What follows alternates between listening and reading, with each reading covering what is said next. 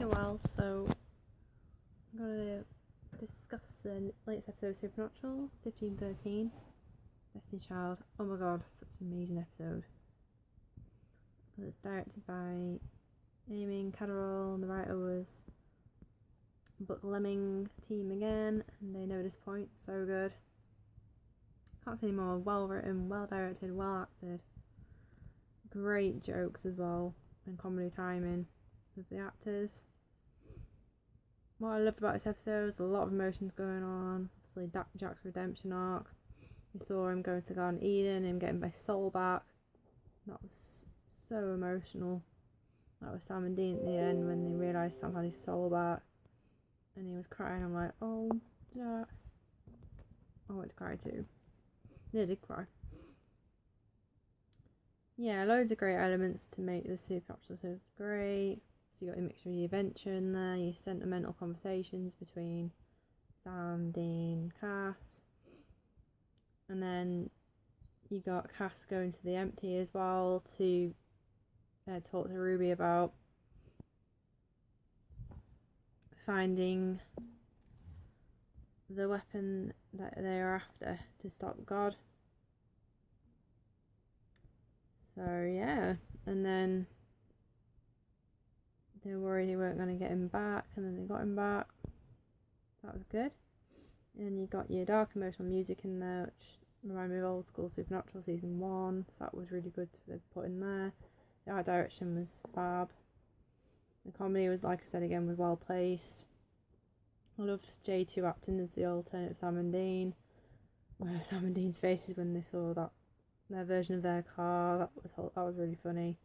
Then you had the song Cherry Cola playing, which I still need to find out who that's by. That's really bugging me. I'm gonna Google it. No, better than that. I can YouTube it. See who it's by. I want to download it and put it on my phone. So that's what I'll be doing. Yeah. Just a minute, guys. I'm gonna find out who it's by. Cherry Cola lyrics.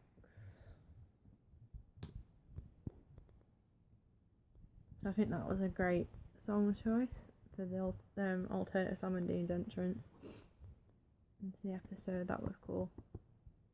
John Kuada, that's who it's by. Is that who it's by?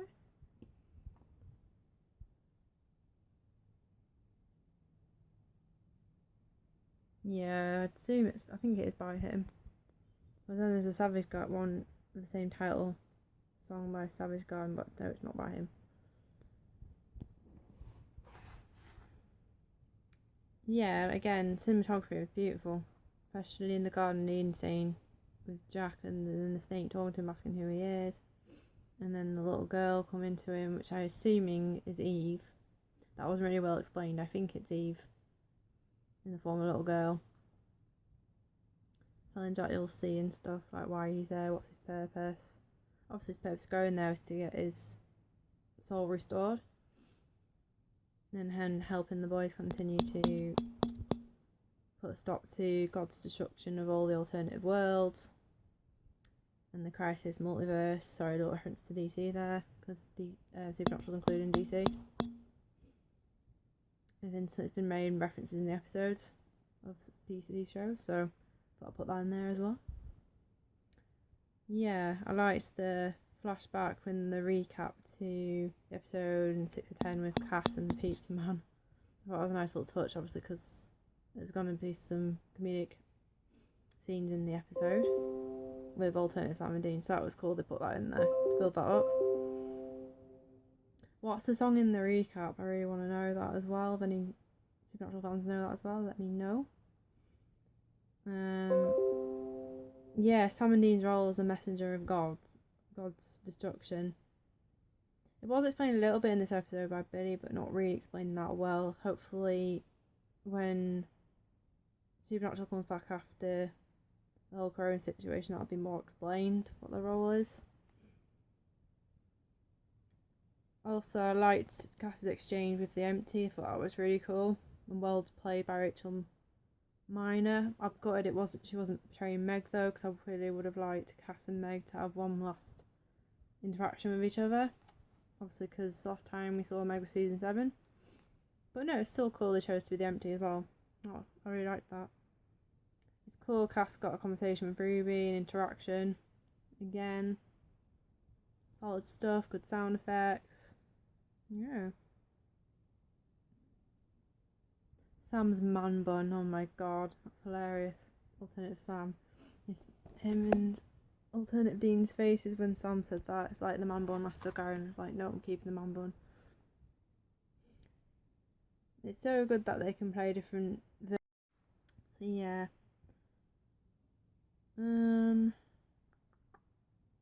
So did God intentionally send Alternative Sam and Dean there? Or was it because, well, I know they explain the episode because God was destroying the world they were running. Part of me thinks, did God intentionally write that in their story as well? I think he did. Like a little fist pump between Alternative Sam and Dean as well. It was a nice little exchange there. Oh, I like the Sam, Dean, Sam back and forth comedic change. That was quite funny as well. And the what the heck was really well timed with the J's there. Also, it was explained what the occultum is finally, because I was wondering, like, at the start of the episode, like, it's not being explained, what is it? And Sam explained it. It's Latin for hidden, so thanks to that, Geeky Sam telling us that. I love that Dean looking at Billy looking at Dean saying, a not stupid plan. Dean playing with elastic band. Just so Dean, isn't it? Like the little Star Wars reference they got in there with Death is our Obi-Wan from Dean. Jack's precious. I'm going to say it again. He is too precious for this world. Dean Cass's banter was really good when he was doing all the film references, like Indiana Jones as one of them.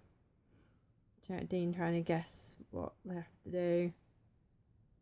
Also, like the jet lag joke Dean got in there.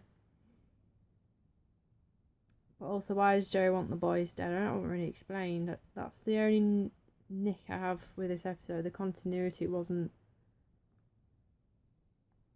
well done. It was just a bit all over the place. I know we finally know how Sister Joe and Ruby knew each other, but then it's like a bit back and forth. So that could have been done better. But that's the only snag. The rest of it was brilliant. What else can I see? Yeah, thing about God, obviously it links him in the continuity again. God's awareness should be more ramped up. He's not gonna be that stupid and sitting back while Sam and Dean try and unravel his plans. He would be more proactive about it, do something about it. Also, Dean mentioned about stopping Amara, obviously to get the balance. Again, if they stop God, then they'll have to stop Amara, because then you can't just have darkness without light in the world. So that does make sense. So obviously, because of that reason, I think Mara will make another cameo in the next few episodes, hopefully. I know she's been in The Mandalorian recently, actress Emily Swallow, but I think they'll bring her back. Yeah, I've not really got much bugbears this episode. It's good. I liked it. Yeah, so I'll be doing some more reviews of the other episodes that I've watched. But yeah, it's gonna be a long aspiration to come, so yeah, I just want to do loads of rewatches of the earlier seasons in the meantime. And then I'll probably do reviews on them as well, because I've not actually done reviews in the old episodes, so I wouldn't mind doing that. Just to keep me busy. But yeah, it's one of my favourite episodes of season 15 so far, along with 1504, 1505, 1510. Because like the first few I weren't really that enamoured with, so yeah, it seems like it's back on form. So as far as I'm aware, with them shooting, they've only got the last 2 episodes to shoot, so that's really good. But then they release out at the same time, because then we'll know the show's finally over. But obviously, good with this delay with coronaviruses, we get to do loads of rewatches in the meantime. Then we'll get them episodes when they come back off, obviously. off the break from this and it's all resolved. So that was my review of 1513. I hope you liked it. If you did, don't forget to like, comment, subscribe to my YouTube channel, Yasmin Dons. And I also have a Facebook page. Well, I'll put this video on as well. Alright guys, have a good day.